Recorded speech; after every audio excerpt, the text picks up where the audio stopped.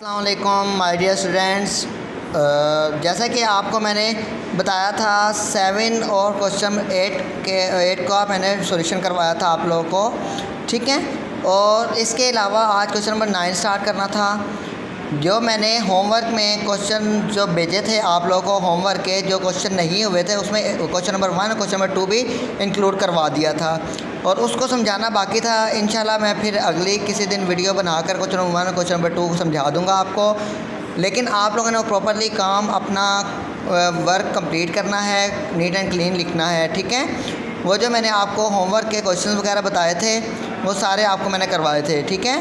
अब हम question number 9 start कर रहे हैं, ठीक है। अब क्वेश्चन नंबर 9 में क्या कहा गया है हमें, given that A B double dash C D find the values of each unknown in each of the following figures. अभी चार हमें ए बी सी डी ये चार हमें फिगर्स दी गई हैं। इसमें ए और बी जो है, ए बी जो है वो पैरेलल है सी डी के। हर फिगर में ए बी और पैरेलल सी डी होगा, ठीक है। इसमें से जो हमारे पास अननाउन है जैसे बी नोट ए नोट, इस तरह हर किसी में जो जो अननाउन होगा वो हमने उसकी वैल्यूज़ फाइंड आउट करनी है, ठीक है। जैसा कि फिगर नंबर 1 में हम क्या देख रहे हैं, देखें ये 108 डिग्री एंगल दिया हुआ है और ये 71 डिग्री 37 डिग्री और बी नोट दिया हुआ है। अब देखें बी नोट हमें और ए नोट फाइंड करना है। हमें क्या कहा था, ए बी ये ए बी और सी डी ये सी डी, ये दोनों आपस में पैरेलल है। पैरेलल वो लाइंस होती हैं जो आपस में कभी भी मैच अप नहीं होती, मतलब किसी से मिलती नहीं है। लेकिन ये हमने सिर्फ जस्ट फिगर्स के हिसाब से हमें आपको बताया गया है कि इसमें हमारे पास एंगल है जब भी हमने इसको अरेंज किया हुआ है, मतलब मीट अप किया हुआ है। हमेशा पैरेलल लाइन जो होती हैं वो स्ट्रेट फॉरवर्ड होती हैं।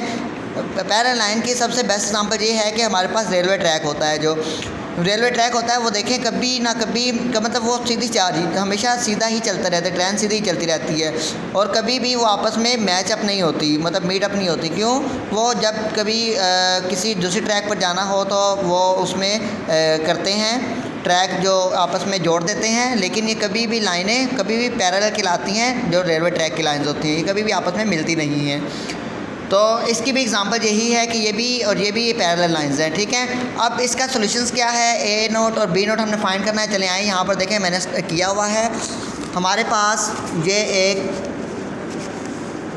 एक फिगर है हमारे पास ये बनी हुई, देखें इसमें बी ए सी प्लस ए सी डी, बी ए सी ये जो हमारे पास लाइंस हैं, लाइंस हमने नोट करनी है, ठीक है। ये हमारे पास 180 डिग्री का एंगल बना रही हैं, ठीक है। वही वाली बात के जो हम करते थे इंटरनल एंगल में। ये internal angles on 2 minute wait करें।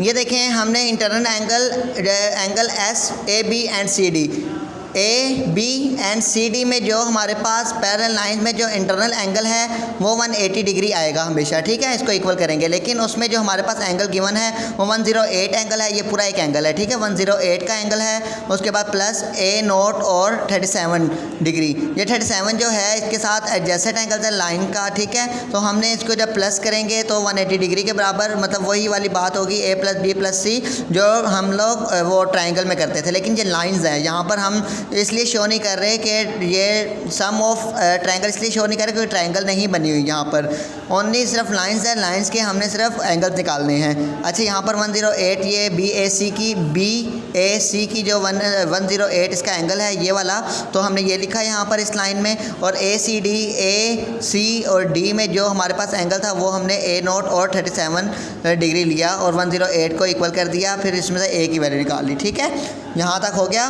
बी नोट अब फाइंड करना है हमें। बी नोट ये एडजेसेंट एंगल आएगा यहाँ पर, एक्सटर्नल एंगल, ठीक है। एक्सटर्नल एंगल कहेंगे जो एंगल मतलब बाहर की तरफ बने उनको एक्सटर्नल एंगल कहा जाता है, ठीक है।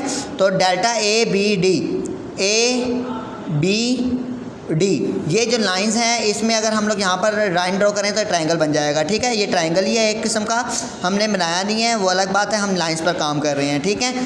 तो यहाँ पर बी नोट हमने फाइंड करना है। इसके अंदर जो एंगल है वो 71 डिग्री एंगल है और 37 एंगल आएगा वो यहाँ पर ये देखो ये गिवन है, ठीक है। तो बी नोट हम फाइंड आउट कर लेंगे, प्लस करेंगे 108 आएगा तो बी की वैल्यू आ जाएगी, ठीक है। ये हमारे पास ए पार्ट सॉल्व आ गया, ठीक है। ए नोट और बी नोट की वैल्यू अननोन थी, वो हमने फाइंड कर ली। अब इसी तरह बी में चलें, बी में भी यही काम है हमारे पास। देखें ये बी नोट जो है हमारे पास, ठीक है, ये अब बी में जो हमारे पार्ट हैं, ठीक है, इसमें हमें कहा गया है, देखें इसमें ए एच एफ, ए यहाँ पर ए, एच कहाँ पर है, ये एच है, ए एच और एफ ये एफ है, ठीक है। 3 लाइंस हैं हमारे पास ए एच एफ, ठीक है। इसमें जो एंगल बन रहा है वो 45 डिग्री का बन रहा है। ये देखें ये 45 डिग्री है। हम इसको वर्टिसेस एंगल बनाएंगे, मतलब इसके अगर थ्रू यहाँ पर एंगल बनाएंगे तो वर्टिसेस एंगल कहलाएगा, तो ये 45 डिग्री बनेगा, ठीक है। A H I, A H और आई यहाँ पर ये है, ठीक है। ये तीनों लाइनों को हम जब इक्वल करेंगे और प्लस सी आई एच, सी कहाँ पर है, सी आई और एच, ये वाली लाइन आपस में हम इक्वल करेंगे, दोनों को प्लस करेंगे, 180 डिग्री के बराबर आएगी। ये सारी जो लाइनें हैं ना इंटरनल एंगल, मतलब ये जो सारी लाइनें हैं इसमें जो एंगल बन रहे हैं वो इंटरनल एंगल बनते हैं, एक्सटर्नल एंगल बनते हैं। जो भी हमारे पास इस पैरेलल लाइंस में एंगल बनेंगे उसको हम 180 डिग्री लेंगे, ठीक है। इसी तरह ए एच आई में हमारे पास 45 डिग्री और 64 डिग्री एंगल बन रहे हैं, दोनों को प्लस करवा दिया। यहाँ पर 32, यहाँ पर ये वाला एंगल, इसके यहाँ पर जब सी आई एच में करेंगे तो 32 हमारे पास एंगल बन रहा है, प्लस सी नोट हमें नहीं पता। यहाँ पर ये सी नोट का एंगल है, हमें ये सी नोट इसमें फाइंड आउट करना है। सी नोट हमें, ये अननोन एंगल्स हैं, ये हमने फाइंड आउट करने होते हैं, सी नोट और डी नोट, ठीक है। सी नोट को हम फिर यहाँ पर लिख देंगे, 180 डिग्री के बराबर ले लेंगे, इसको फिर as it is plus minus करवाएंगे सारी वैल्यूज़ को, तो सी का आंसर आ जाएगा हमारे पास, ठीक है। इस तरह डी नोट हमारे पास जब फाइंड आउट करेंगे तो डी नोट कैसे करेंगे, ये देखें डी नोट का पॉइंट ये वाला ये एंगल है, इसके बाद यहाँ पर 39 डिग्री जो हमारे पास ये हमारे पास सी नोट की वैल्यू आई है, ये एंगल एक ये एंगल लेंगे और 64 एंगल ये वाला एंगल है, ठीक है। डी नोट फाइंड आउट करना है 180 डिग्री के बराबर के angle of sum of the, ये पूरा है हमारे पास एक एंगल बन जाएगा। जब एंगल बन जाएगा उसके बाद डी नोट को यहाँ पर एक साइड पर रखेंगे, बाकी जितनी वैल्यूज है उसको जाके उस तरफ जाके माइनस करवा देंगे, हमारे पास डी का आंसर आ जाएगा, ठीक है बेटे। ये बी पार्ट हो गया। ए और बी पार्ट अल्हम्दुलिल्लाह हमने सॉल्व कर लिया है इंशाल्लाह ताला। अब सी और डी का एज इट इज़ आपको आंसर की पिक्चर्स भेज दूंगा, ठीक है। वो आपने ऐसा ही नीट एंड क्लीन काम करना है। ये बेटे हमने सिर्फ जो स्ट्रेट लाइंस है ना, स्ट्रेट लाइन में जो एंगल बनते हैं उसमें एक्सटर्नल एंगल बनते हैं, इंटरनल एंगल बनते हैं, जो भी हमारे पास अननोन एंगल्स होते हैं ना उनके हमने आंसर निकालने होते हैं। बस जस्ट ऐसा डायग्राम को देखना होता है, उसमें लॉजिक्स लगानी लगती हैं, लॉजिक्स लगानी पड़ती हैं। अगर हमारे पास ट्रायंगल बनता है तो सम ऑफ एंगल का ट्रायंगल का फॉर्मूला लगाते हैं। अगर हमारे पास इंटरनल एंगल है तो एक्सटर्नल एंगल को हम लोग उसके इक्वल ले लेते हैं। तो इसी तरह एडजेसेंट एंगल भी बन जाता है। एडजेसेंट एंगल क्या होता है कि किसी भी एंगल, ये 65 डिग्री है, इसके सामने वाला जो एंगल बनेगा वो भी 45 बनेगा, तो वो हमारे पास एडजेसेंट एंगल कहलाता है। तो इस तरह हमारे पास सारी चीज़ें होती हैं, मतलब एंगल्स को इस तरह हम डिफ़ाइन करते हैं। ये हमें चीज़ आनी चाहिए, सारा काम लॉजिक से होता है। आप लोग अपना माइंड चलाया करें, ख़ुद से सॉल्व किया करें। अगर नहीं होता तो मैं करवाऊँगा इंशाल्लाह ताला।